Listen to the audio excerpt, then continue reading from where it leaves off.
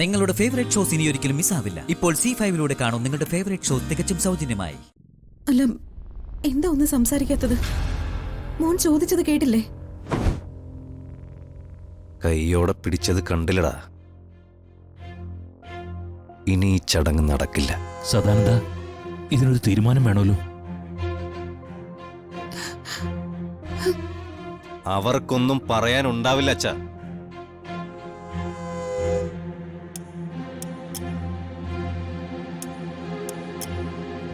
പറഞ്ഞാലേ നമ്മുടെ മുമ്പിൽ നടത്തിയ ഒളിച്ചുകളിയുടെ അർത്ഥം എന്താണെന്ന് പറയേണ്ടി വരില്ലേ?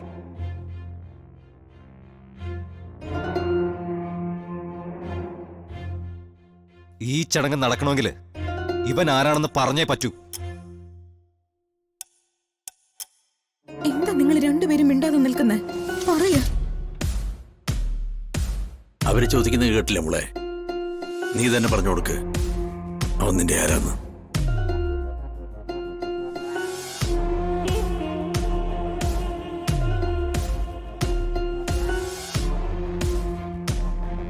എന്റെ ആങ്ങളെ.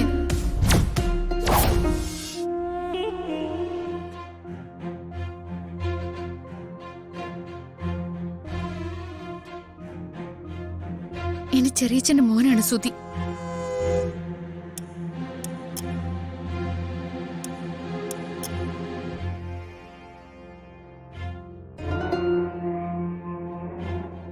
അച്ഛനും ചെറിയച്ഛനും തമ്മിൽ വഴക്കാ. പരസ്പരം സംസാരിക്കാറില്ല. ഞങ്ങള് കാണാറുണ്ട്, സംസാരിക്കാറുണ്ട്.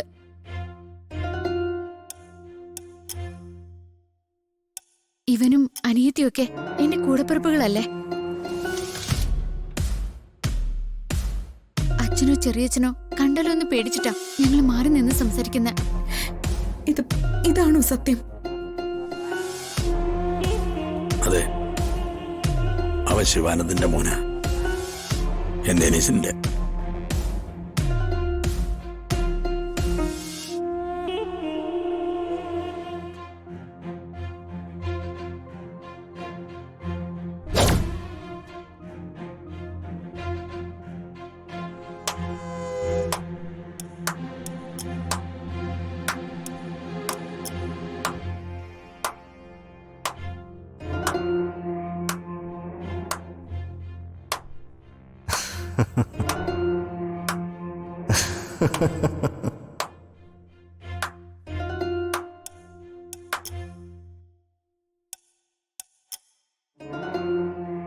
നിത്യ എന്താ വിചാരിച്ചേ? ഞാനിതൊന്നും കണ്ടുപിടിക്കില്ലെന്നോ? അമ്മേ, ഇവര് രണ്ടുപേരും സഹോദരി സഹോദരന്മാരാണെന്ന് എനിക്ക് നേരത്തെ അറിയാം.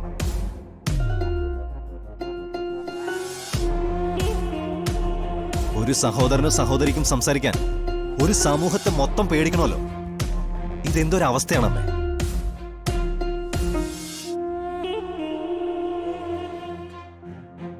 അമ്മ തന്നെയല്ലേ എനിക്ക് പറഞ്ഞു തന്നിട്ടുള്ളത് രക്തബന്ധം മഹത്തരമാണെന്ന്.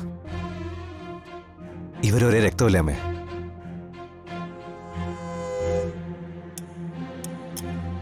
നിത്യയുടെ മനസ്സിലും ഇവന്റെ മനസ്സിലും ഇത്രയും വലിയൊരു ദുഃഖം കിടക്കുമ്പോ അത് പരിഹരിക്കാതിരിക്കുന്നത് എങ്ങനെയാമ്മേ? ഇവരുടെ വഴക്ക് തീർക്കണമെന്ന് ഞാൻ തീരുമാനിച്ചു.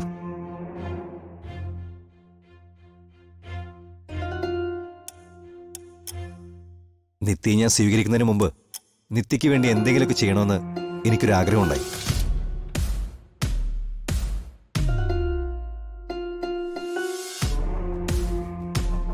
അത് അവളുടെ ആങ്ങളെ അവളുടെ മുമ്പിൽ എത്തിച്ചുകൊണ്ടായിരിക്കണമെന്ന് എനിക്ക് തോന്നി.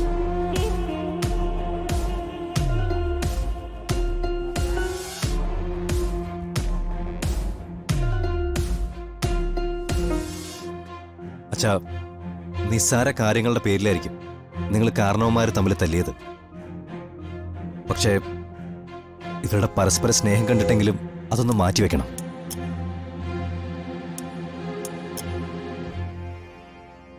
ഈ നിൽക്കുന്ന നിത്യയുടെ സഹോദരൻ എനിക്കും കൂടപ്പുറപ്പാ. മോനെ, ചില നേരത്തെങ്കിലും നിന്റെ കാര്യപ്രാപ്തിയിൽ അച്ഛൻ സംശയിച്ചു പോയിട്ടുണ്ട് മോനെ. പക്ഷേ നിന്നേക്ക് നന്നായി ഇതുപോലെ വേറെ ആർക്കും ചിന്തിക്കാൻ പറ്റില്ല.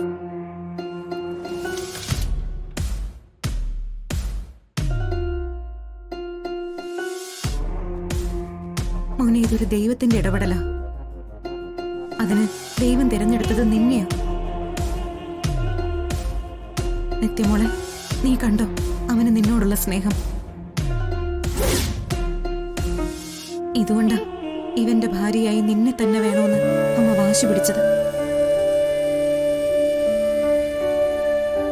മോനെ, നീ പറഞ്ഞ കാര്യങ്ങൾക്ക് ഒരുപാട് അർത്ഥങ്ങളുണ്ട്.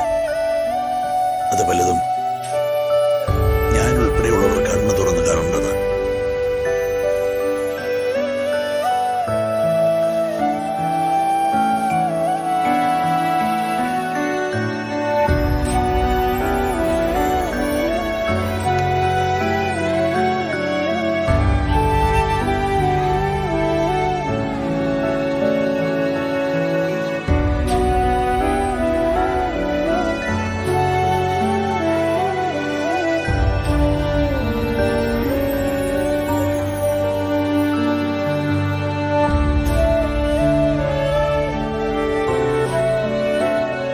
അച്ഛൻ എന്നോട് ക്ഷമിക്കണം.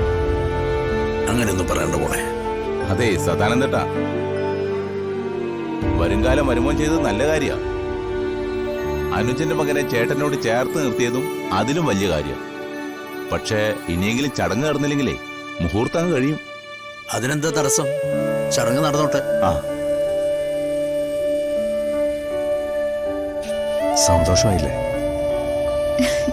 ആയി.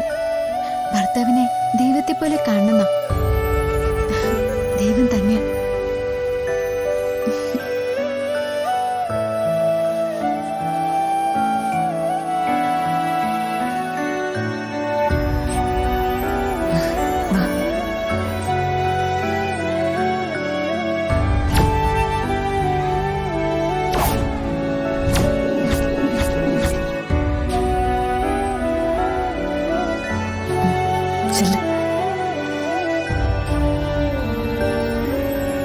എന്നാ ഇനിയിപ്പോ ജാതകം കൈമാറാം.